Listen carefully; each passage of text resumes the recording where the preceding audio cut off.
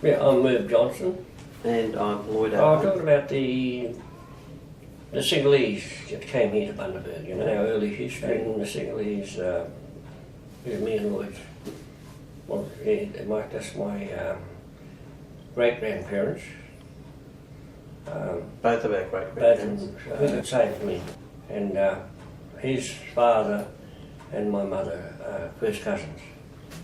I'm Manuel Appo and he's Uncle Bill Appo. I went to family's history and got this, your father's mother's father's parents, Kalu Appo and Sarah Winterton, where she landed at Windermere Sugar in 1882. Windermere was a cane plantation. Sitting there when they got married. Talks about his island, where he come from and where she come from, her island. I seen Raffle Kalu at Uncle Bob's place one day. That's my other uncle.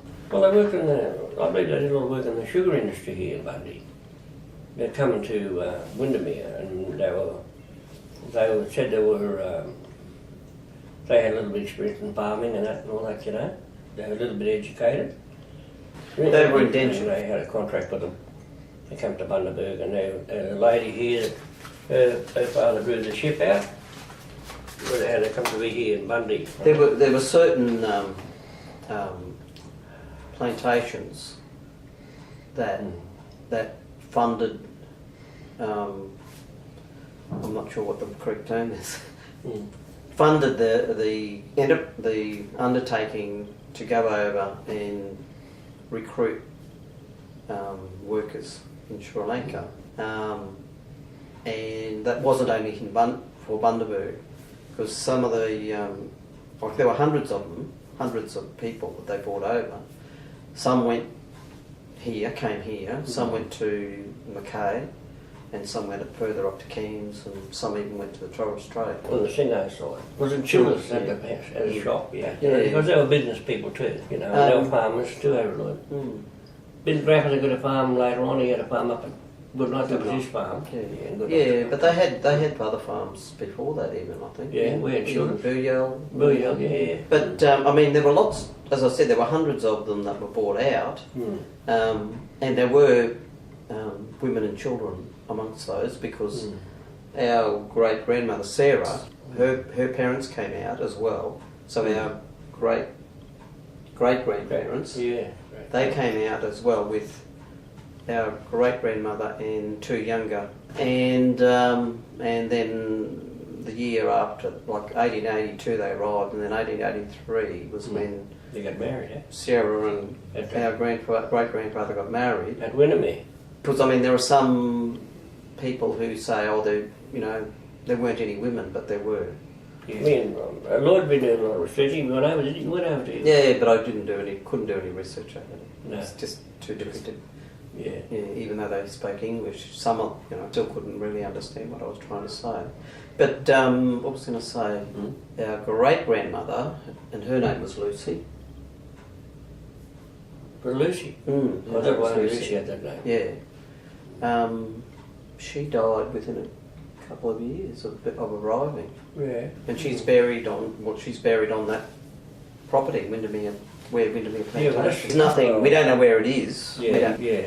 Oral history that she's buried there. It could be buried simply. Well, he's saying about great grandmother. Yeah, she's buried out. Well, there'll probably be a mixture of people buried. Yeah, a mixture of people. Worked on that because it wasn't even only South Sea Islanders and Sri Lankan people that came out here to work. Because I've seen photographs and that. But he came from Fiji, see, and but there would have been those before him coming to this area, like the sugar plantations, where they employed people. Like there could have been Chinese out there. And they had to get special permission from, and at that time it was governed, administered, whatever, by India, and so they had to get permission to actually bring people, out from. From Sri Lanka. Yeah. Unfortunately, the way they were brought out, there's not a lot of records of, like on a ship. Normally, you'd have a passenger manifesto or whatever you call it. Another place was called Taboon when my dad was born, 1909. my grandfather worked in that mines, and you reckon there were a lot of Chinese there. Of course, they got involved because they were stealing the women and the kids. See, making slaves out and working for them. And that happened in the cattle industry too. So I'm very much involved on that side. Because my grandmother's Aboriginal. Lloyd's Aboriginal on one side too. On one side, yeah, my mother's side. Other side. My granddad married he's my granddad, he married my grandmother, she's an Aboriginal, Lena Horton. And my grandfather married another Sri Lankan person. Yeah. So down to my father's generation in our line is pure Sri Lankan, and then I'm the first outcross. And you are Moo, ain't it, Mum? Yeah, from Innisfail, North Queensland. And isn't that? Yeah. Hey? So my grandmother's side Sri Lankan. My father's mother was Sri Lankan as well. And we had his grandfather's brother. My grandfather. See, it's amazing because where Lloyd's mum come from, there's a lot of Malay people up there, and we started there eating the belacan, hamar, and rice, and the same as what we eat curry and granddad's culture, you know. And he put the curry and rice here. And so you get the Asian influence up there. Yeah, Asian. Yeah, like you asked about, you know, family. Our earliest sort of memories. Yeah, and a lot of people used to come there, you know. Well, there was only Aboriginal people too, a lot of come, but it was a granny, you know. But the Singhalese people, they used to always come there. Like I knew Uncle Bob and I knew Uncle Bill. He was living in not far from Granddad, his grandfather, and I knew them all, you know. Then when I went to North, I went up with my cousins up there, and my uncle married in out there. Uncle Andrew married One of mother's cousin. He Pongs. And then Ron was there, him and Doreen, his mother. And I cut with them. Uncle Stan. And Uncle Stan, Uncle Les. And you know, I cut came with them. I was very close with them, you know. And then when we came back here, Ron and them, they set up this housing. DIA was in, you know. And the Singhalese people helped the Aboriginal people. You know, they always. And then his father said that, I'm not an Aboriginal, but I like working with Aboriginal people, you know. And that was wrong, that's his father. So we worked, and I was the first, I think, community worker. I was working with, liaising with all the government bodies in Bundy and that. And I reckon there had to be men to marry an Aboriginal woman back in them days. Like my grandfather, he went through a lot. A lot of things happened to him because he married an Aboriginal woman, you know. Oh, yeah. You know. Like even within the family, within the Appo family, there was anti-Aboriginal feelings. Yeah. And there still is. Yeah. Each fellow knows it, we know. You know. Yeah. But because we got Aboriginal blood in us, I suppose, that we can get on. And another family uncle, Peter, that's Flippy's father, and he knows a lot of history. Because they had to get permission to get married to an Aboriginal woman, and they could have went to jail. And Clifford and Cook went the other day, him and back in the days, for an Aboriginal woman. Well, I don't know. It's hard for me to say whether it's Aboriginal or Sri Lankan because, like, when I was growing up, like most Australian children growing up, you know, they go out with friends. We never did that. We always went out with cousins. Okay. We did everything with our cousins, you know, socially. We tended, like, you know, we had friends at school and that, but we didn't go out with them like other friends, you know, we'd always just go out with cousins, whether it was to the movies or whatever, and, you know, all the parties and things that, you know, birthday parties and things that'd just be the families. Yeah. It wouldn't be outsiders so much. Yeah. I don't know about you. But see, Lloyd being a teacher, he would have picked a lot of that up too. You know, you've been a teacher for a long time, eh? And you teach Aboriginal kids and that. But I think that when we moved into the town as urban people, it changed a bit, you know. Our kids started mixing better. Fringe dweller. There was a lot of bush there then. Yeah, bush, yeah. Like the Singhalese sort of fit into our way of life, you know.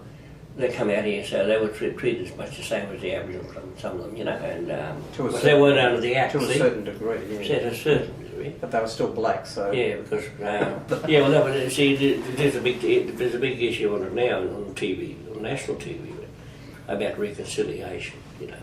And some people have still got that attitude, you know, not everyone. But my granny, she got barred here in a place called, I thought it was blacks, but only because it says Bus and Turner. And my granddad was in the army. Now he had to go for all that with his family because they were Aboriginal, the people just rejected them. You know, and he went up there and what I told by my auntie, he was in the army down at Cowra. When he come home, he very early went down there and told them all. And they said, oh, you can bring your wife in. He said, no, I wouldn't. My wife wouldn't step her foot into a shop. And he was working in the army, so they said that Captain Saunders up, he was a great leader. He came up to investigate that case. That was probably 1942, Second World War. And it happened in Bundaberg, right on the main street. And she was, because she was Aboriginal, they wouldn't serve her. And that was called the Act on our main street of Bundaberg. Yeah, but I mean, that was still happening right up until... Oh, yeah. You know... 60s, when me and... 70s, 80s? That's not that sort of thing, but... Oh, yes. Well, it happened in the 60s. It still is. Yeah. In the early 60s, we went to the Taps Hotel and they wouldn't serve us. Yeah, no, my uncle is... Uncle Lloyd Appo, he's Singhalese, we was with him. And a couple of South Sea boys, like the natives. And we went to have a couple of beers there. And the public wouldn't serve us. And Perth said, I played cricket with the manager. So the great cricketers in Sri Lanka, you know, that cricket go down through our family, through the generation. And he was playing cricket, a good cricketer, Uncle Perth. And so the public rang the manager, he was out playing golf or something. And he said, no, I know all them boys, they're quite nice fellas, give them, serve them. But we didn't feel contented enough to being rejected like that, you know. I said, no, we'll never be, we'll go somewhere else. So this thing happened back in the early 60s. And segregation, I seen that up in Idevale when I was working. I went into and worked in the Pictures. They were sitting down, the Pictures were still going on, and when the interval come on, I seen the black people on one side, the white people on the other side. There was segregation there, that was in the 60s. It used to be a roped off area usually. Yeah, those sort of things. Usually right down the front.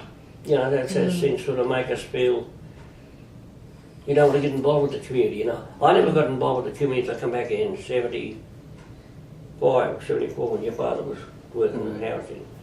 And I picked up a little bit of, you know, body language from people, how they look at you, you know. If you say an Aboriginal, if you say somebody else, you was Indian or Singhalese or Chinaman, they sort of accept you, but you say Aboriginal, they sort of try to help you.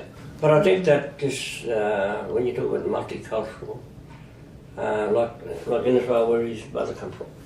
I went up there a few weeks ago, but the people are really lovely up there. Oh, white, black, they really treat you, they accept you. On the surface and definitely up there. Yeah. When you go up there, you'll see Aboriginal people working in shops, Big W and all those sort of places. You don't see that here. No, you don't. Yeah. But some of the worst, nasty letters to the editor I've ever read were in the newspaper there about Aboriginal people, and some of the worst ones I've ever read. And there's been some bad ones here as well, but some of the worst ones were there.